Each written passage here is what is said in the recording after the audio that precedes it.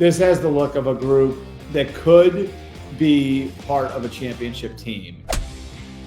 All right, welcome in. It is the Breer Report for September the 12th. Week 2 is underway, and that's where we're going to start today with the Packers beating the Commanders. The Packers are now 2-0. And my big takeaway from last night's game is that the defense, or the Packers defense, looks like it's got a chance to ascend to becoming an elite unit. You got to give the defensive coordinator, Jeff Hafley, a lot of credit for how they've looked through 2 weeks. They don't even have Micah Parsons in a full-time role yet. They're doing this minus Kenny Clark, a guy they'd planned to have, and a guy that they traded with less than 2 weeks to go until the start of the regular season. And then you look at the opponents this is happening against. It's happening against Washington and Detroit, two teams that were in the divisional round of the NFC playoffs a year ago. And in both those games, the Packers were able to hold the offense out of the end zone through 3 quarters. And if we're being honest about it, the touchdowns that were scored in those games were kind of garbage time touchdowns against defensive looks to try to play the string out and get the team to the end of the game. So I think you have to give the Packers a lot of credit for the way they put this together on the fly. Micah Parsons should only become a bigger part of what they're doing on the defensive side of the ball. I think you're starting to see his presence benefit guys like Lucas Van Ness and Rashawn Gary. Don't forget they've got 3 first-round picks on the defensive line before adding Micah Parsons in Van Ness, Gary, and then, of course, Devontae Wyatt on the inside. They were hoping that Edgerrin Cooper, their second-year linebacker, would take a leap, and that looks like it's starting to happen now. This has the look of a group, when you look front to back, that could be part of a championship team. And the one question remaining for me right now with the Packers defense is what's happening at corner. And so through 2 weeks, it's looked okay with Keyshawn Nixon, with Nate Hobbs, with Carrington Valentine back there. Is that going to sustain through the year? That was the big question coming into training camp. That I think remains the big question now. How is that going to hold up over the course of time? But so far, so good. They look great defensively. Maybe there's a midseason move for a corner in them. Then I think on the other side of the ball, you see the offense starting to come along a little bit.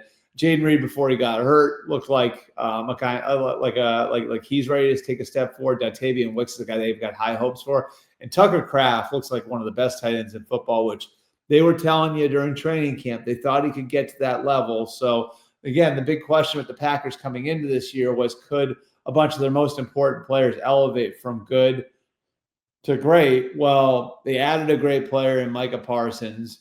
And now I think with guys like Cooper and Kraft, we're seeing some of their players elevate. Really excited where the Packers are coming out of week 2. They go to Cleveland in week 3. And then in week 4, they've got that showdown in Dallas with Micah Parsons' old team. All right, our second topic for today, the 49ers quarterback situation. The Niners were banged up as it is. Looks like Brock Purdy's now going to miss some time with the toe injury. So what does this mean for the Niners going forward? I personally think they're going to be able to tread water. They've been able to tread water in these situations in the past. I think Mac Jones is a competent quarterback. Is he what Brock Purdy is? I don't think so.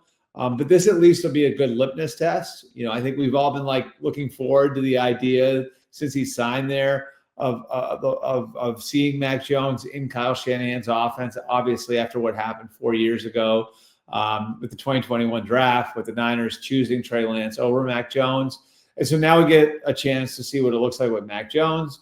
What does it look like Mac Jones versus Brock Purdy? That's going to be interesting. I do think that this is something that the Niners can navigate, though. They navigated a lot of offensive issues last week. Robert Saleh's defense was lights out considering the circumstances. And when you look at what they're going to be dealing with this week they've got the Saints. They got it done last week against Seattle. I think they're going to be able to get it done again this week against New Orleans. And the big thing for me, as they work through all these injuries, then the Niners have had injuries. The guy, obviously, Brandon Ayuk's been out. George Kittle is out. Now Brock Purdy is out. McCaffrey's been banged up. They're playing a lot of young guys on defense. This is a great opportunity for them to develop some of that young depth across the board. And I know the people internally there, Kyle Shanahan, John Lynch, all of those guys felt like this was the sort of team that was going to be playing so many young guys early on that maybe they'll be better in November and December as a result of things that happen in September. And I think that that's the spot that they're in. If those young guys can step up, if some of the rookies that are playing, the young defensive linemen, Collins and West, and obviously Mikael Williams, we're going to say some more of Nick Martin at linebacker, Upton Stout. On the offensive side of the ball, how does Ricky Pearsall looking in year 2? Like all of these young guys that are now getting a lot of time, how do they come along? The schedule is manageable. And again, like this could be the sort of team where we're talking about them in November, December, and oh man, they've got some really good young pieces here and they're adding it to the Hall of Fame pieces. We'll see what happens, but obviously not ideal not having your quarterback, but you get a look at Mac Jones, and I think you're developing different parts of your roster as you're going through all of this if you're the Niners. Finally, third topic, big game of the weekend. Kevin Burkhardt, Tom Brady, you're going to be there for Fox. Philadelphia Eagles, Kansas City Chiefs, Super Bowl rematch. And I'm really going to be honed in on the Chiefs on this one. All right. And there's a couple reasons why. I think we know what the Eagles are. I think we have an idea of what the Eagles are. I think based on what we saw in the opener, that Jalen Hurts was really good about balancing, running the ball in certain situations and really taking a chunk out of the Cowboys defense there with some of the scramble things that he did and still running the Eagles offense. I think Philly is going to be just fine. They're going to be there in the end. I'm more interested to see what happens with the Chiefs coming off of that Friday night loss against the Chargers. And there are a couple things in particular I'm going to be looking for. The first is going to be the operation of the offense. No Xavier Worthy, no Rashee Rice. And I think when you watch that game on that Friday night in Brazil against the Chargers, you saw Mahomes scrambling more, and that can be a result of maybe things not working quite right on schedule. Mahomes generally doesn't want to run the ball. That's his history since he got into the league. They've done a good job of managing him that way. And you generally, when Pat scrambles, he's scrambling to try to find outlets in the passing game. And that wasn't as much the case against the Chargers. So what does that look like against an Eagles defense that the Chiefs struggled against last year? I'll be really interested to watch that. And then the line of scrimmage. To me, I think this is a big deal, and in particular, a big deal for the Chiefs' offensive line. Now that they've got that group with Josh Sims, Juwan Taylor struggled a little bit at the right tackle spot. You've got Kingsley Suamataia moving inside to guard. So what does that group look like going up against the Eagles' defensive front and against the things that Vic Fangio is going to throw at you?